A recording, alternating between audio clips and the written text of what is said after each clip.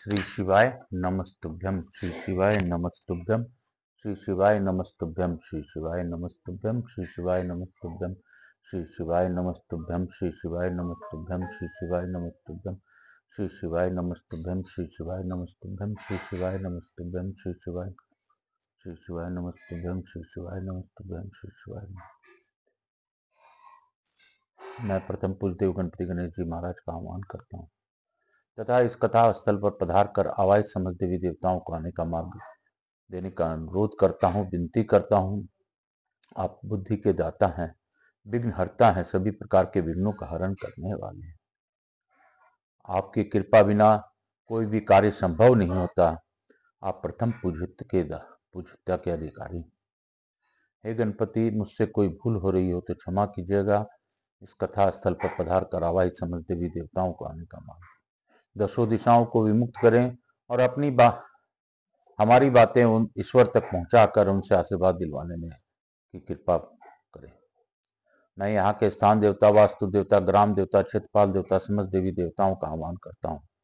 इस सोसाइटी में विराजमान शिव परिवार तथा अन्य देवी देवताओं का आह्वान करता हूँ तथा रायपुर नगर के जो भी देवी देवता हैं सभी को सम्मान पूर्वक अनुरोध करता हूँ कि इस कथा स्थल पर पधार कर आवाज समस्त देवी देवताओं के साथ इस कथा का श्रवण कर हमें कृतार्थ करें। मैं इस कथा स्थल पर विराजमान मेरे शिव महापरिवार का आमंत्रण करता हूँ तथा उनसे प्रार्थना करता हूँ कि आप उचित आसन ग्रहण करें। हे भोलेनाथ, हे मैया पार्वती, आप इस कथा के गौर बिंदुरा के रूप में आसन ग्रहण करें और हमें इस कथा का श्रवण कर हमें आशीर्वाद प्रदान करें। मैं अपने कुलदेवी के सरस्वती माता तथा अपने श्रोताओं के कुलदेवता कुलदेवी का आह्वान करता हूँ। मैं अपने पितर पितरानी को नमन करते हुए अपने पितर पितरानी का आह्वान करता हूँ तथा अपने श्रोताओं के पितर पितरानी का भी आह्वान करता हूँ। मुझसे किसी प्रकार की त्रुटि हो रही हो तो सभी देवी देवता हमें क्षमा करें। जो भी विष्णु जी, रामचंद्र जी, हनुमान जी, यहाँ के साक्षात सभी देवी देवता हमें अपना आशीर्वाद प्रदान करें। हे बाबा, हम आपके दास हैं और दास हमेशा चरणों में ही अच्छा लगता है। हे बाबा, जिस प्रकार राम भक्त हनुमान थे उस प्रकार की भक्ति तो हम कर नहीं सकते, लेकिन फिर भी प्रयास करते हैं कि बाबा आपके श्री चरणों में विराजमान रहकर आपका नाम स्मरण करें। बाबा, आप प्रसन्न होइए, कृपा कीजिए। थोड़ा सा भजन करते हुए हम लोग आज की कथा की ओर बढ़ेंगे।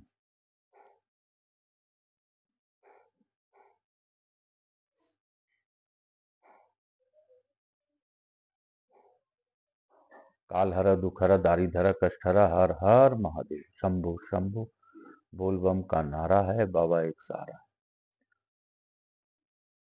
जपा कर तु श्री शिवाय नमस्तुभ्यम, जीवन का है ये सार। श्री शिवाय नमस्तुभ्यम, श्री शिवाय नमस्तुभ्यम, श्री शिवाय नमस्तुभ्यम, श्री शिवाय नमस्तुभ्यम। कालहर दुखहर दारिधर कष्टहर हर हर महादेव। मैं आकाश राजगढ़िया बंसल गोतुत्मन उमा शंकर नारायण देवी राजगढ़िया का पुत्र मेरे गुरु सांवरिया बाबा को वंदन करता हुआ गुरु आज्ञा लेकर आज की कथा प्रारंभ करूंगा। पंडित प्रदीप जी मिश्रा को जितना भी धन्यवाद दूं वो कम होगा।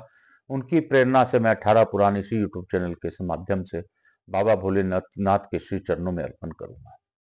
आगे बाबा जाने, बाबा कार्य जाने, मैं तो बस उनका कार्य करता हूं और करता रहूंगा। कालहर दुखहर दारिधर कष्टहर हर हर महादेव। कल हम लोगों ने पढ़ा था श्राद्ध कर्म के बलि वैश्व देव के अंत में वानप्रस्थ ब्रह्मचारी पथिक एवं तीर्थी सेवी अतिथि का सत्कार करना चाहिए। गृहस्थों को चाहिए कि वे अपनी शक्ति के अनुसार सन्यासों को सदा ही पूजन करें। बोलो शंकर भगवान की जय। महाबलवान भगवान नरसिंह ने हिरण्यकशिपु को मारकर त्रिलोक का राज इंद्र को दे दिया। हिरण्यकशिपु के कुल में बलि पैदा हुए। वे बड़े बलवान थे। उन्होंने इस पृथ्वी का एक छत शासन किया। उनके राज में सारी पृथ्वी बिना जोते बो ही अन्न पैदा करती और हरी भरी खेती से सुशोभित होती थी। वृक्षों में सुगंधित पुष्प और रसीले फल लगते थे। वृक्षों में तने के ऊपर तक के डालियों में फल लगते थे। उनके पत्ते पत्ते में मधु भरा रहता था। सभी ब्राह्मण चारों वेदों के ज्ञाता होते थे। क्षत्रिय युद्ध कला में कुशल, वैश्य गौ सेवा प्रायण तथा शूद्र द्विज मात्र की सेवा में तत्पर होते थे। सब लोग दरिद्रता, दुख और अकाल मृत्यु के भय से मुक्त हो दीर्घजीवी होते थे। रात में प्रत्येक भूभाग में दीपकों का इतना प्रकाश होता कि रात्रि भी दिन के समान जान पड़ती थी। जैसे देवता देवलोक के में सुखपूर्वक विहार करते हैं, उसी प्रकार मनुष्य भूलोक में सा आनंद विचरण करते थे। पृथ्वी सर्वरूप हो गई थी और वहीं राजा बलि राज्य करते थे। देवताओं और दानवों में परस्पर युद्ध नहीं होता था। एक समय की बात है, नारद जी राजा बलि के भवन में पधारे।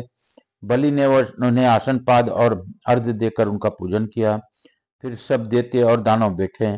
उस समय शुक्राचार्य सहित बलि ने नारद जी से कहा, देव ऋषि, यह राज, यह पत्नी, ये मेरे पुत्र और मैं बलि सब आपकी सेवा में प्रस्तुत है। इनमें जिससे आपका जो कार्य हो उसे करिए, कहिए। नारद जी ने कहा, राजन, जो ब्राह्मण यजमान की भक्ति से ही संतुष्ट हो जाते हैं वे भूमिदेव कहे गए हैं। तुमने मेरे भली भांति पूजन किया, इससे मैं बहुत प्रसन्न हूँ। मुझे धन से कोई प्रयोजन नहीं है। मैं तुम्हारे राज्य में तुम्हारे यज्ञ, दान और व्रतों से परम संतुष्ट हूँ। भले मैं देखता हूँ देवताओं द्वारा तुम्हारा कुछ अप्रिय कार्य किया गया है। तुमने भली भांति पूजित होने पर भी देवराज इंद्र संतुष्ट नहीं हो पा रहे हैं। मैंने सुना है देवताओं के प्रयत्न से भूतल तुम्हारे राज का उच्छेद होगा। यह सुनकर तुम्हें जो उचित प्रतीत हो वह सिद्ध करो। राजा बलि ने पूछा, ये प्रभु, राजा किन गुणों से राज्य करता है यह बतलाइए। दान सतपात्र को देना चाहिए या अपात्र को? नारद जी ने कहा, जो राजा 36 गुणों से संपन्न होकर राज करता है वही राज का फल पाता है। राजा पाप रहित हो, सब धर्मों का प्रेम पूर्वक अनुष्ठान करते हुए आस्तिक बना रहे, गुप्त रूप से अर्थ का साधन करे, कामनाओं को त्याग दे और उड़नता से दूर रहे, प्रिय वचन बोले किंतु कभी दिन न हो, सुरवीर होकर रहे परंतु डिग न हो मारे, दाता को हो परंतु कुपात्र के यहां धन की वर्षा न करे, धृष्ट होकर किंतु निष्ठुर न हो, दुष्टों से संधि और भाई बंधुओं से विरोध न करे, दुष्ट पुरुष से गुप्तचर का काम न ले, किसी को सताकर अपना स्वार्थ सिद्ध न करे, अर्थ को समझे, जहां आपत्ति में पड़ा हो वहां अपने गुणों का बखान न करे, साधु पुरुषों से विरोध न करे, असाधु पुरुषों का आश्रय न ले, अच्छी तरह जांच पड़ताल किए बिना किसी को दंड न दे, गुप्त मंत्रणा को प्रकाशित न करे, लोभी पुरुषों को दान न दे, उपकारियों पर विश्वास न करे, स्त्री को अत्यंत गुप्त रखे, बलवान राजा दूसरे के अपराध क्षमा करे, स्त्री का अत्यंत सेवन न करे, प्रिय तथा हित कर भोजन करे, अहित कर नहीं, जो चोर न हो उसे मनुष्य का सत्कार करे, निष्कपट भाव से गुरु की सेवा करे, देवता की पूजा दिखावे के लिए न करे, आनंदित लक्ष्मी की इच्छा करे, स्वार्थ त्याग कर सेवा करे, कार्य दक्ष तथा समय का ज्ञाता हो, बातचीत करते हुए भोजन न करे, किसी पर अनुग्रह करते हुए उस पर आक्षेप न करे, समझ बूझ कर प्रहार करे, शत्रुओं को मारकर शेष न रहने दे, आकाशमात्र क्रोध न करे, अपराधियों के प्रति भी मृदु व्यवहार करे। इस प्रकार आचरण करने से राज्य सुस्थिर होता है। यदि कल्याण चाहते हो तो योग के द्वारा आत्मज्ञान प्राप्त करो।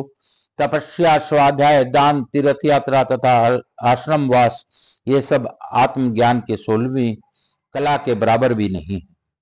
तुम्हें संसार की ओर से वैराग रखना और ब्राह्मणों का पूजन करना चाहिए। नाना प्रकार के यज्ञों का अनुष्ठान तथा भगवान नारायण का चिंतन करना चाहिए।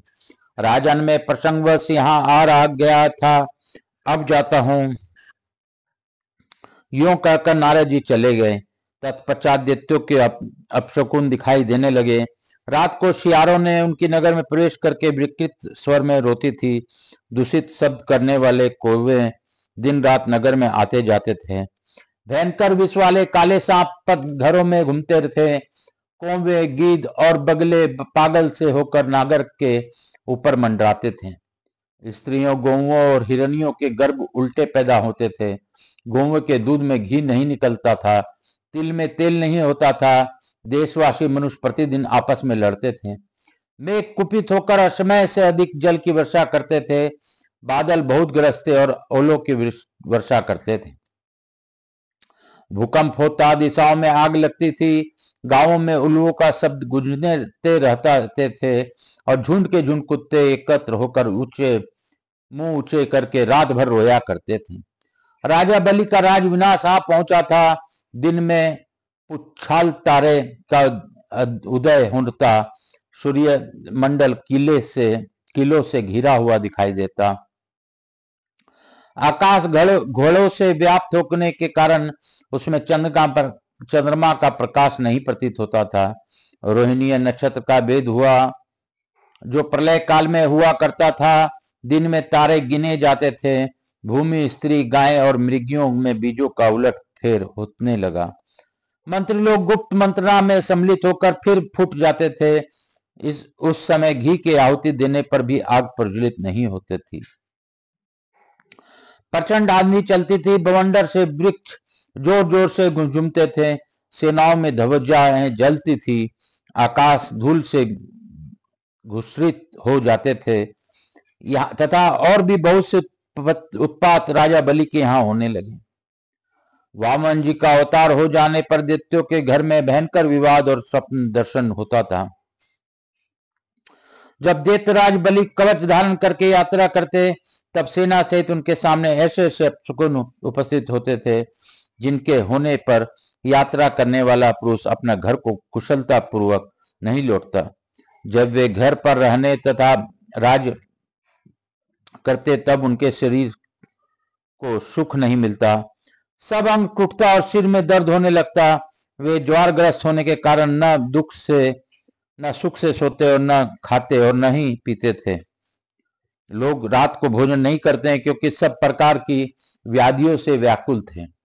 जगत की यह विपरीत दशा देख बलि का चित्त व्याकुल हो उठा। वे अत्यंत दुखी हो ब्राह्मणों के साथ बैठकर विचार करने लगे कि यह क्या है। बलि में पराभक्ति से युक्त हो अपने गुरु को बुलाकर सभा में बिठाया और कुशल समाचार पूछा और कहा, गुरुदेव, यह संपूर्ण जगत विपरीत दिशा को प्राप्त हुआ है, इसका कारण बतलाइए। शुक्राचार्य बोले, राजन, उत्पात शांति के लिए ब्राह्मणों और क्षत्रियों के साथ एक 12 वार्षिक यज्ञ करो, जिसमें सर्वस्व की दक्षिणा दी जाती है। ऋषि, ब्राह्मण, मुनि और ब्रह्मचारी जो दूर दूर रहने वाले हैं, वे सब इस महायज्ञ में पधारे। नगर से पूर्व दिशा में यज्ञ मंडप बनाना चाहिए। जिसकी जैसा रुचि हो वैसा वस्तु उसे दान में देना चाहिए। यह करूंगा, यह कहकर राजा बलि शीघ्र यज्ञ प्रारंभ करने में उससे उद्यत हुए और यज्ञ कर्म में कुशल समस्त ब्राह्मणों को बुलाकर बोले, मुझे यज्ञ की दीक्षा लेकर सर्वस्व की दक्षिणा देनी है। इसमें ब्राह्मणों को याचना करने पर उन्हें सदा सब कुछ देने का तत्पर रहना चाहिए। मैं किसी की याचना करने पर अपने पुत्र, मित्र तथा इस शरीर को भी दे डालूंगा। इस यज्ञ में मुझे ब्राह्मणों के लिए सदा दान करना चाहिए। किसी के मना करने पर भी मुझे रुकना नहीं। दान देने का निश्चय मैंने पूर्ण रूप से कर लिया है। अनेक योजन विस्तृत दिव्य मंडप बनवाकर उसमें सबको दान, भोजन और वस्त्र दिए जाएं। सप्तऋषिगण आकाश में भूतल पर आए। सब देवता भी उपस्थित हुए। पृथ्वी पर जो श्रेष्ठ ब्राह्मण थे वे भी पधारे। क्षत्रिय, नट, नर्तक और याचक भी आए। वेद मंत्रों की ध्वनि के साथ गीत और वाद का भी शब्द होने लगा। दीजिए दीजिए की याचना पर सब तीनों लोगों को बधिर किए देता था। न तो दो या थोड़ा दो की बात किसी के मुंह से नहीं निकलती थी। जो जिस वस्तु को मांगता उसे वही दी जाती थी। कोई ऐसा ब्राह्मण नहीं था जो वहां बहुत याचना करे। 70 दिन जाने पर ही ब्राह्मण लोग भोजन और वस्त्र तक नहीं लेते थे, क्योंकि वे सब लोग राजा बलि के राज से ही बहुत संतुष्ट हैं। धन लेकर क्या करते हैं? इस प्रकार सर्वस्व की दक्षिणा से युक्त वह महान यज्ञ प्रारंभ हुआ। वहां कोई नाचते, कोई गाते, कोई पाठ और स्तुति करते थे। ब्रह्मा, इंद्र, रुद्र, सूर्य, चंद्र आदि देवता आहुतियों और मंत्रों से अत्यंत प्रसन्न हो किए गए। कुछ लोग यजमान राजा बलि की प्रशंसा करते और कुछ लोग आचार्य की, कोई हो, होता के गुण गाता और कोई परिचार के रख के देते। सब कुछ सुनते और राजा बलि के आगे जाकर कहते थे। बलि प्रसन्न होकर सबको मुंह मांगी वस्तुएं देते थे। बोलो शंकर भगवान जी की जय, मेरे विश्वनाथ जी की जय। बोलो राजा बलि की जय, मेरे वामन अवतार की जय। कालहर, दुखहर, दारिधर, कष्टहर, हर हर महादेव। आज वामन अवतार के लिए राजा बलि का जो यज्ञ है, यज्ञ शुरू हुआ। कल की कथा में हम लोग वामन अवतार के बारे में आगे की चर्चा करेंगे।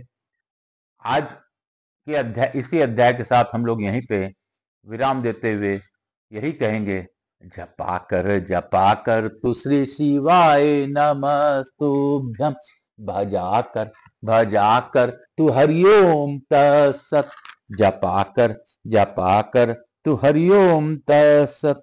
जीवन का है ये सार, हरिओम तत्सत, हरिओम तत्सत, हरिओम तत्सत, हरिओम तत्सत, हरिओम तत्सत।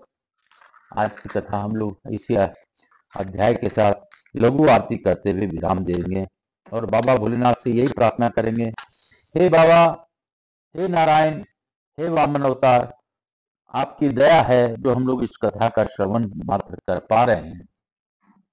नहीं तो हम इस कलयुग में आपका नाम भी लेना असमर्थ है बाबा।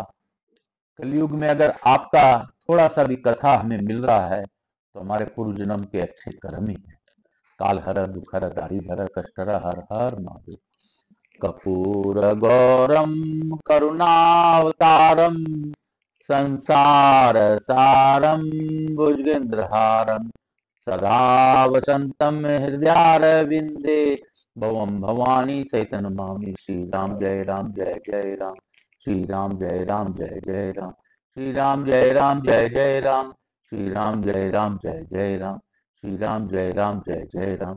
राधा कृष्ण भगवान की जय, श्री शक्ति धाम की जय, भोलेनाथ की जय, श्री महापरिवार की जय, लड्डू गोपाल की जय, गणेश जी लक्ष्मी जी महारानी की जय, उसके सरस्वती माता की जय, रिद्धि सिद्धि की जय, राधा कृष्ण की जय, महाकाल राजा की जय, मेरे महादेव की जय। यहाँ के स्थान देवता, वास्तु देवता, ग्राम देवता, मातृ देवी व पितृ देव व सब पितृ देवताभ्याम नमो नमः।